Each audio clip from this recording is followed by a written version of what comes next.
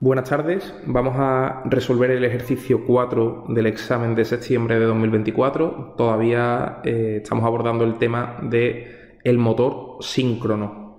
Concretamente, este problema dice: una industria absorbe una potencia activa de 2000 kilovatios con un factor de potencia 0,6 inductivo. Eso lo que quiere decir es que esta industria absorbe potencia activa y absorbe potencia reactiva de una red, como bien dice ahí, de 6000 voltios. Eso es tensión nominal de línea de esta industria.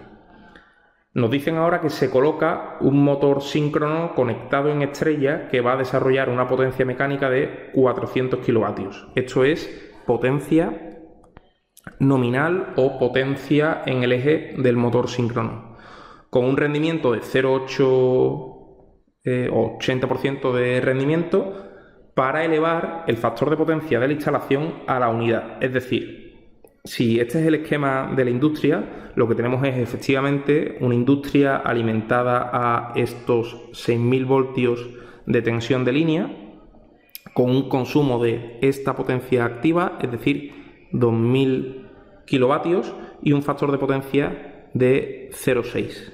Es decir, esta industria consume una potencia activa, podemos decir P sub int, y consumirá también una potencia reactiva, digamos por ejemplo Q sub int. Y lo que hacemos es, nos dicen que se coloca un motor síncrono. Lógicamente ese motor se conectará en paralelo con la industria en cuestión, que desde su eje va a desarrollar una potencia en su eje, una potencia activa, una potencia nominal de valor 400 kilovatios. Eso es potencia activa desarrollada por el motor síncrono, con un rendimiento del 80%. Es decir, que ese motor absorbe pues 400 partido por 0,8 kilovatios de la red. Es decir, que este motor, si lo queremos expresar por aquí, este motor absorbe una potencia mayor que la que desarrolla en el eje, lógicamente porque se producirán pérdidas y etcétera. Y por otra parte, nos dicen que el motor se ha conectado para elevar el factor de potencia de la instalación a la unidad. Es decir, que concretamente el motor inyectará una potencia reactiva en el sistema, en la instalación, que precisamente coincide con la potencia reactiva que consume la industria. De forma que el factor de potencia total de la instalación, el factor de potencia total de la instalación es igual a 1. Es decir, esto lo que supone es que la potencia reactiva que inyecta el motor coincide con la potencia reactiva que consume la industria. De forma que desde un punto de vista externo, esta instalación solo consume potencia activa, tanto la que consume la industria como tal, como la que consume el motor síncrono. Muy bien, pues en estas condiciones nos piden que calculemos la potencia aparente del motor síncrono. Bueno, pues para ello simplemente tendremos que calcular tanto la potencia activa que absorbe el motor síncrono como la potencia reactiva que inyecta el motor síncrono en la red. La potencia activa que absorbe el motor, que hemos denominado P del motor, pues será igual a la potencia nominal del motor partido por su rendimiento, es decir, 400 kilovatios partido por 0,8, es decir, esto sale 500 kilovatios absorbidos por este motor.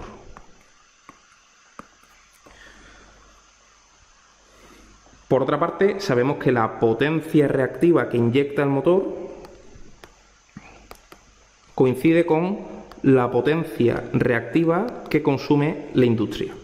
Y esta potencia reactiva que consume la industria la podemos determinar a partir de la potencia activa que consume la industria y su factor de potencia.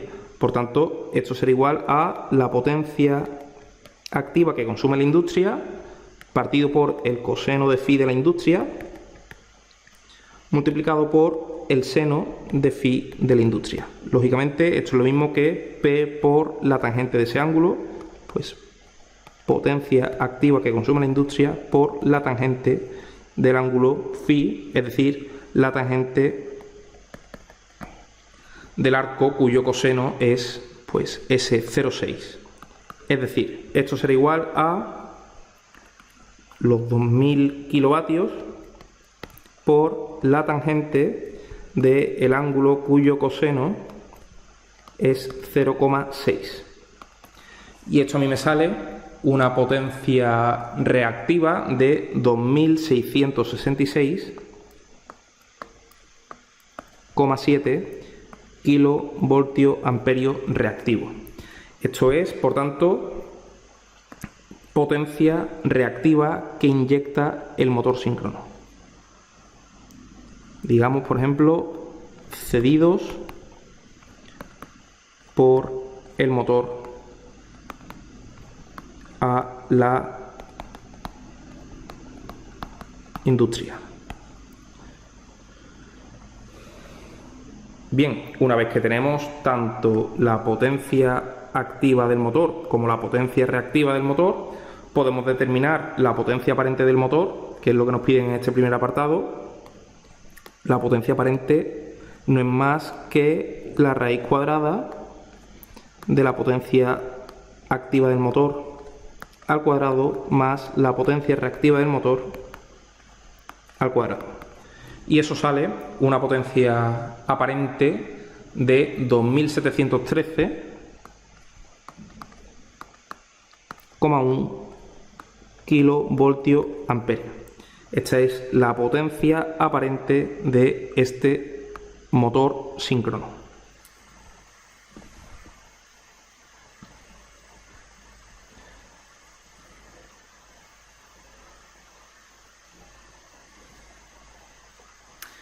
El siguiente apartado es inmediato. Nos piden el factor de potencia con el que trabaja el motor en el apartado anterior.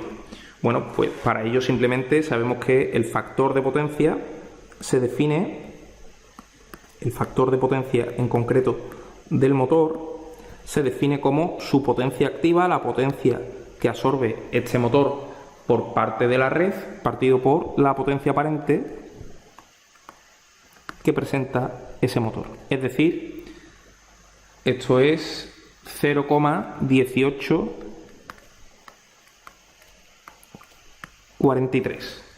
Pues tiene un factor de potencia bastante bajo. Eso tiene sentido porque fijaos que el motor absorbe 500 kilovatios de la red, pero su potencia aparente es 2713. Por tanto, efectivamente, ese motor absorbe mucho menos potencia activa de la potencia reactiva que cede a la red, que es de 2666,7 kilovoltiamperios reactivos.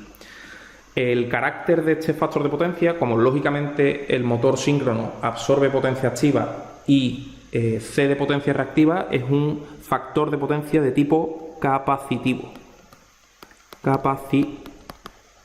Porque cede potencia reactiva que es consumida precisamente por esa industria.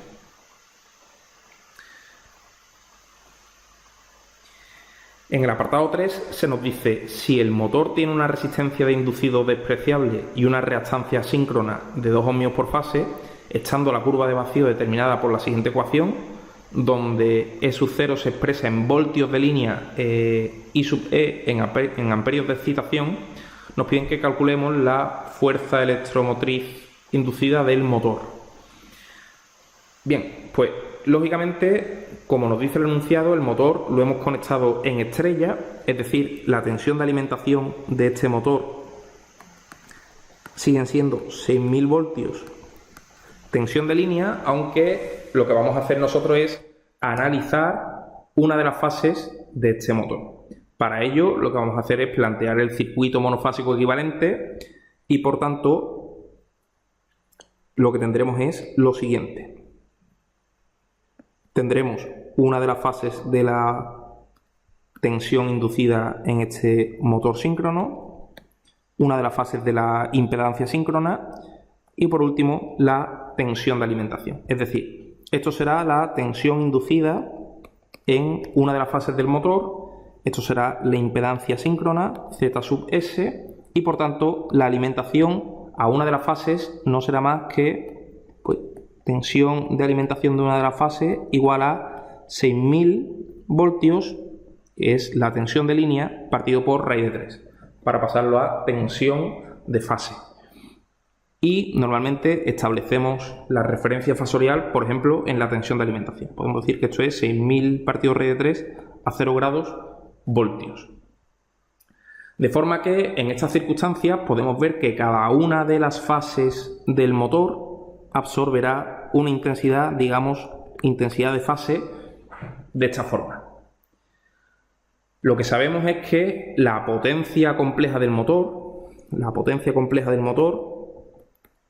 que será igual a la potencia absorbida por este motor, pues será igual a la potencia activa que absorbe el motor menos J por la potencia reactiva que cede el motor. Es decir, esto es potencia compleja absorbida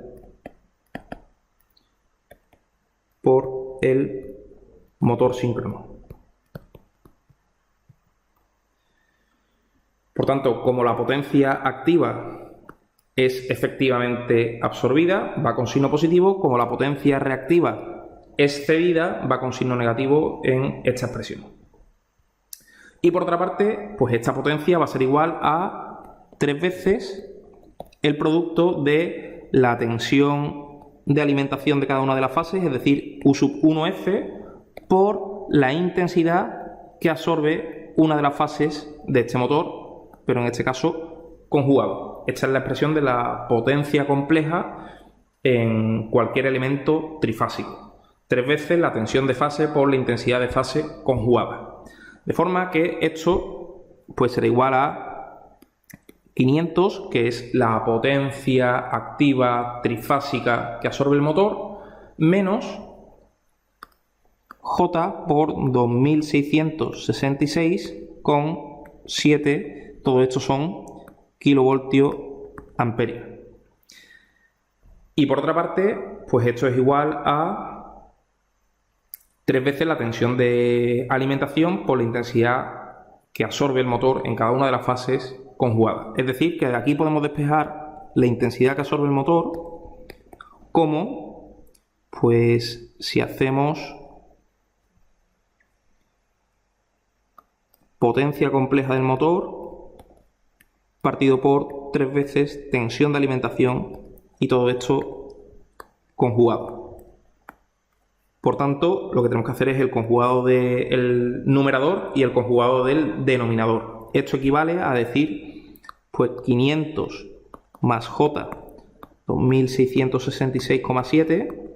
Fijaos que el conjugado solo afecta a que aquí aparece un signo más, partido por 3 veces la tensión de alimentación, que su conjugado, por tener un desfase de 0 grados, coincide con el propio fasor de tensión. Por tanto, 6000 partido raíz de 3 y el conjugado de 0 grados es 0 grados. Por tanto, esto a mí me sale una intensidad de fase, bueno, y todo esto multiplicado por 10 elevado a 3, porque la potencia está medida en kilovoltiamperios. Por tanto, esto a mí me sale ya en forma polar 261,07 con un desfase de 79,38 grados. Estos son amperios. Es decir, esta es la intensidad que demanda el motor en cada una de sus fases y, de hecho, como el motor está conectado en estrella, pues esta intensidad de fase coincide con la intensidad de línea que demanda dicho motor. En este punto podemos observar que la intensidad de fase, que tiene un ángulo de 79,38 grados, podemos ver que esa tensión I sub F está adelantada con respecto a la tensión de alimentación. Es decir, efectivamente, el motor se comporta como una carga capacitiva. Absorbe potencia activa y cede potencia reactiva al resto del circuito, al resto de la instalación, concretamente a la industria que está conectada en paralelo con dicho motor síncrono.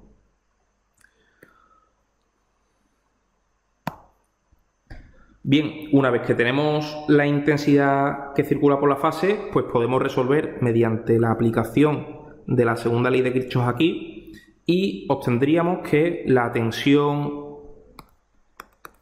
de alimentación es igual a, es decir, U sub 1F es igual a la tensión inducida en cada una de las fases del motor más la impedancia síncrona por la intensidad de alimentación. Es decir, la segunda ley de Kirchhoff o la ley de Kirchhoff de las tensiones nos da esta expresión y por tanto de aquí, una vez que tenemos completamente definido tanto la tensión de alimentación como la impedancia síncrona y la intensidad de fase, decir que la impedancia síncrona nos han dicho que tiene una impedancia de 2 ohmios por fase y es una impedancia de tipo inductiva, por tanto esto es igual a 2J. Y de aquí pues despejamos y lo que obtenemos es que la tensión inducida de fase de este motor a mí me sale 3.978,5 con un desfase de menos 1,386 grados. Estos son voltios. Esta es tensión de fase inducida en cada una de las fases del motor.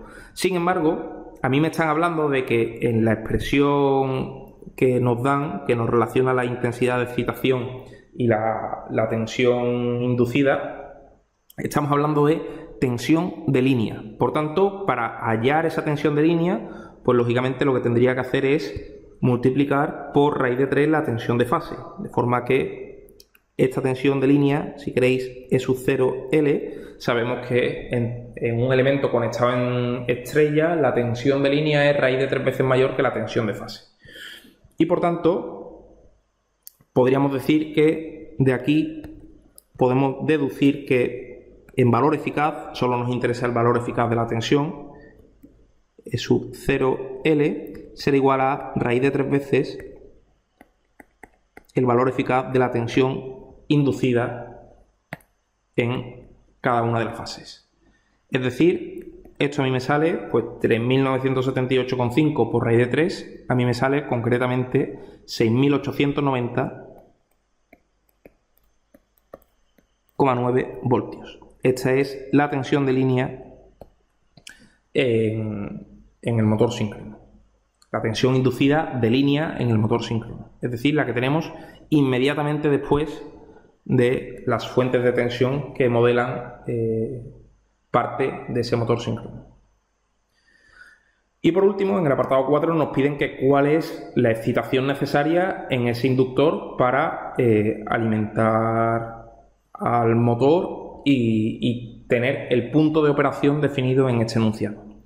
Pues para ello simplemente lo que tenemos que hacer es introducir la tensión inducida de línea que hemos encontrado, que son 6.890,9 en esta expresión. Es decir, lo que tenemos que decir en este cuarto apartado es que E sub 0L, tensión inducida de línea, es igual a 9.000 por la intensidad de excitación partido por 30 más esa intensidad de excitación. Es decir, esto tiene que ser igual a 6.890,9. Por tanto, si desarrollamos esta expresión, lo que tendremos es que 9.000 por I sub E es igual a 30 por 6.890,9, eso queda 206.727 más 6.890,9. por I sub E. De forma que I sub E, si despejamos, queda 206.727 partido por 9.000 menos 6.890,9. Es decir, una intensidad de excitación de 98,02 amperios.